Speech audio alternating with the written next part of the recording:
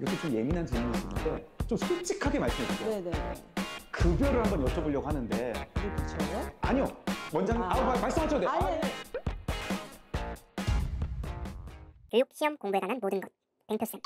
예민하다고 해서. 아니, 통장 오픈도 괜찮아요. 아니. 뭐든 좋습니다. 뭐 집문서 오픈, 뭐 아니, 저희는 아니. 바라는 바고요. 간호조무사. 예, 그 간호조무사 분들의 급여인데 전 이렇게 여쭙고 싶어요. 가장 낮은 액수와 가장 높은 액수를 혹시 말씀해 주실 수 있다면.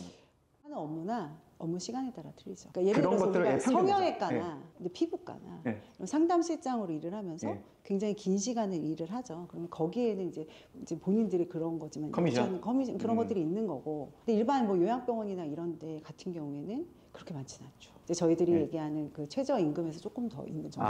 그러면 초봉이 아니라 평균이? 병원마다 다 네. 달라. 네. 예를 들어서 이제 제 친구가 간호의사로 있는 병원 같은 경우에는 이제 너무 사직을 많이 하는 거예요. 사직을? 사직을. 네. 왜냐하면 이제 젊은 친구들 보면은 1년 동안 일하고 나서 퇴직금 받아서 여행 갔다 오면 딴 데 또 들어가고 이런 경우들이 꽤나 있어요. 내가 갈 곳이 많으니까 지금 내가 이 현장을 소중하게 네. 여기지 않는 경향도 있구나. 그만둬도 상관이 없는 거예요. 이제 우리가 기껏 가르쳐 놨을 때 다른 데로 이동을 하는 거는 병원에서는 손해잖아요. 네. 그러니까 이제 그 일대에서 제일 많이 월급을 주자 이런 또 의료진이 있을 수도 있어요. 그러니까 병원 운영하시는 분들 중에 그래서 차이가 많다는 거예요. 근데 그런 곳은 이중률이 적죠. 의사 선생님이라든지 관리자들의 어떤 특성에 의해서 맞아요. 그 그리고 월급이 지역적인 책정된다? 것도 좀 있죠. 폭이 크다고 보시면 돼요. 예. 그러면 결론은 일단은 최저시급 정도에서 시작한다고는 봐야 된다. 네, 맞습니다. 그리고 거기에서 조금씩 올라가는 구조라고 생각을 해야 맞아요. 된다. 나는 월급은 상관없이 안정적이고 편안한 삶을 영위하고 싶다 그러면 그렇게 가시면 되는 거고. 그러면 돈 벌고 싶다면 네. 일로 가시면 돼요. 그럼 원장님은 개인적으로 이 간호조무사로 취직할 때 돈 쪽보다는 다른 쪽의 균형을 좀 맞추는 걸 좀 조언을 해주시는 편인가요? 저는 이제 나이대로 얘기를 해요. 예. 나이가 많지 않을 때는 여러 가지의 경력을 쌓고 여러 가지를 좀 도전해 볼 필요가 있잖아요. 성형외과든 어디 가서 상담하는 스킬이라든가. 그러니까 저희가 과정 중에 코디네이터 과정이라고 있거든요. 병원에 오는 고객들의 편의를 위해서 생긴 것이 코디네이터라고 볼 수 있는데요. 그런 코디네이터적인 기술을 좀 익혀서 그런 곳에 가게 되면 그런 것들이 나의 스펙이나 이제 경력이 되는 거잖아요. 이제 그런 경력에 대해서 익히는 거는 젊은 친구들한테 조금 얘기해주고 싶고요. 아니면 나는 그거보다는 좀 더 한 단계 위로 올라가서 공부란 걸 해보고 싶다 하는 친구들한테는 공부 얘기도 좀 끊임없이 해요. 그게 간호뿐만 아니라 뭐 행정이든 어쨌든 저는 계속 노력하고 확장하고 공부해야 된다고 생각을 해요. 제가 항상 친구들한테 하는 말이 뭐냐면 뭔가 났을 때 준비를 하면 늦어요. 그러니까 미리 준비를 하고 있을 때 뭔가 기회가 올 수 있을 때 잡을 수 있는 거거든요. 근데 이제 예를 들어서 뭐 40대나 50대 뭐 이런 사람들이 와서 얘기를 할 때는 저는 돈 생각하지 말고 행복한 데를 가라고 얘기를 해요. 왜냐하면 저희들이 뭐 질병에 대해서도 많이 가리키는데요. 우리가 이제 병을 갖는다는 것의 원인들이 여러 가지가 있잖아요. 거기에 꼭 들어가는 게 스트레스거든요. 스트레스 받으면서까지 그렇게 일할 필요는 없지 않을까. 건강이 최우선이 아닐까. 네. 알겠습니다. 네. 혹시 이 간호조무사 공부를 했을 때 네. 이 간호조무사 말고 네. 다른 자격시험이나 이런 데 도움이 될 만한 좀 연계가 가능한 시험이 있을까요?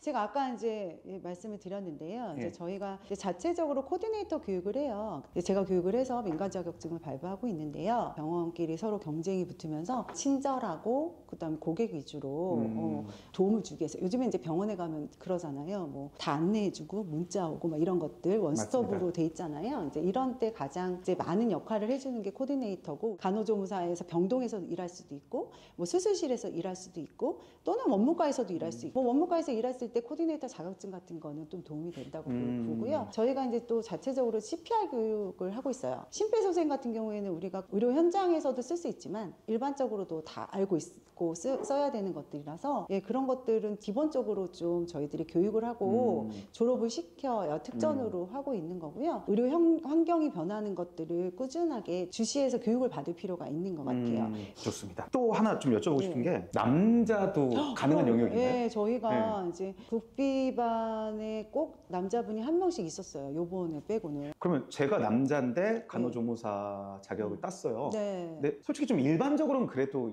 여자 간호조무사를 병원에서 선호하지 않나요? 취업은 여자 간호조무사가 더 잘 되는 거는 솔직하게 맞습니다. 근데 남자 간호조무사들 같은 경우에는 취업에 좀 한계는 있어요. 그런 부분을 제외하고 예를 들어서 이제 내가 이거를 따서 요양에 관련된 사업을 하고 싶다. 이제 주간보호센터를 하고 싶다. 그러면은 사회복지사나 간호조무사를 따면 센터장을 할 때 훨씬 더 이 일에 그 이제 전문성이 부여되니까 그렇게 따시는 분들도 있어요. 그러면 만약에 그냥 일반적으로 병원에 취직하고자 한다면 네. 그럼 어쨌든 남자로서 좀 핸디캡은 좀 있다. 있죠. 예, 그런데 우리가 네. 이제 응급실이나 이제 그 환자를 이동을 하거나 요양병원 같은 경우에도 1층에서 뭐 근무를 할 때 남자가 근무했으면 좋겠다라는 그런 병원도 있어요.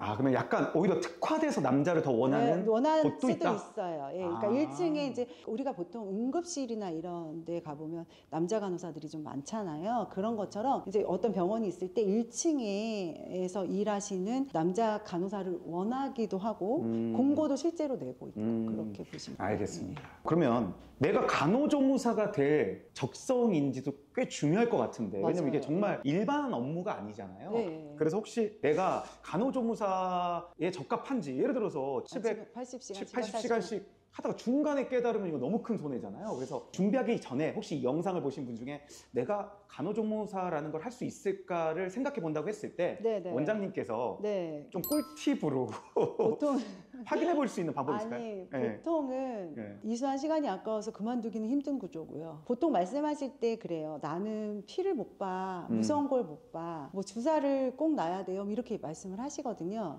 난 이 자격증을 따서 안 놓고 싶다 그러면 의원국 가시면 돼요. 그러니까 무슨 얘기냐면 나는 이러고 괜찮아. 그럼 수술실 같은 데 가시면 되는 거고요. 주사 안 놓는 그런 곳으로 취업을 하시면 돼요.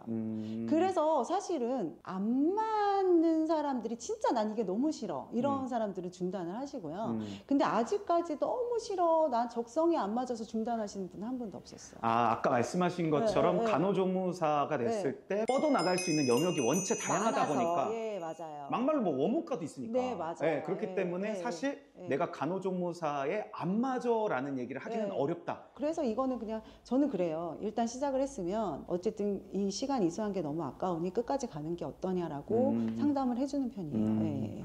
그러면 거꾸로 네네네. 이런 사람은 간호조무사 한번 진짜 진지하게 고민해봐라 추천한다. 혹시 있으세요? 젊은 친구들의 예를 들면 내가 뭘 해야 될지 모르겠다. 이런 친구들이 있어요. 그러니까 우리가 내가 하고 싶은 일과 할 수 있는 일이 맞으면 그것만큼 좋은 건 없죠. 행복하죠. 그렇죠. 네. 근데 내가 하고 싶은 일과 할 수 있는 일이 잘 안 맞아요. 그러니까 내가 아무리 작가가 되고 싶다고 해서 작가로 내가 이거를 경제생활을 영위하면서 살 수 없다면 그거는 좀 되게 불행한 거잖아요. 그래서 어쨌든 간에 우리는 일을 해야 되고 그리고 살아나가야 되잖아요. 젊은 친구들 중에 그런 친구들 있을 거예요. 난 딱히 뭔가 하고 싶은 일이 별로 없어. 그런데 직장 생활은 하고 계속 살아야 될 것 같아. 뭐 이런 친구들한테는 이 직업이 고용 안정이 되는 직업이고 취업할 수 있는 길이 많기 때문에 추천해드리고 싶고요. 두 번째는 이제 좀 나이가 계신 분들은 자식들 다 길러놓고 본인이 이제 집에만 있다 보면 두려움이 커지거든요. 예, 내가 뭘 할 수 있을까. 그리고 운동도 나가서 1시간 이상 하기 되게 힘들어요. 그러면 저는 건강을 위해서든 뭐를 위해서든 직장을 갖는 게 좋다라고 생각하는 사람인데 내가 아주 당당하게 직장을 가질 수 있는 방법이라고 생각을 하거든요. 그런 사람들한테 권해드리고 싶거나 아니면 또 그런 분들 있어요. 뭐 자영업을 하시거나 어떤 일을 하시다가 그 일이 너무나 나한테는 스트레스로 다가오고 그 일 때문에 너무 힘들다 이러신 분들한테는 어쨌든 월급이 이제 나오면서 안정적으로 나오면서 이런 일을 할 수 있는 것 중에 아마 유일하다라고 저는 생각이 들거든요. 그래서 그런 분들한테는 적극 하고 싶어요. 다 논리가 예. 분명하네요. 맞아요. 예. 끄덕여지는 시공이 되는 그런 말씀이신 것 같습니다. 교육, 시험, 공부에 관한 모든 것. 뱅크쌤. 이제 우리나라뿐만 아니라 세계가 컴퓨터나 로봇가 장악하는 시대가 올 거죠. 모든 것들이 대체될 수 있다고 봐요. 예를 들어서 의사도 대체 가능합니다. 뭐 진단을 내리거나 그럴 때 대체 가능하지만 저는 유일하게 대체하지 못하는 직종이 케어라고 생각해요. 네. 간호는 사람 손으로 반드시 해야 되는 거예요. 그러니까 유일하게 어떤 상황에서도 어떤 파동도 거치지 않는 이만큼 보람 있는 일이 없기 때문에 정말 도전하셔도 됩니다. 나이가 많아도 상관없습니다. 많이 오세요. 예, 많이 오세요. 여기는 지금 동대문구에 있는 네. 신설동역 네. 프리드림 간호학원입니다. 서두르셔야 됩니다. 정원이 참을 못 봤습니다. 못 받아요? 네. 네. 네. 다시 그 2년 전에 선택의 순간이 온다 해도 간호조무사를 선택하셨어요.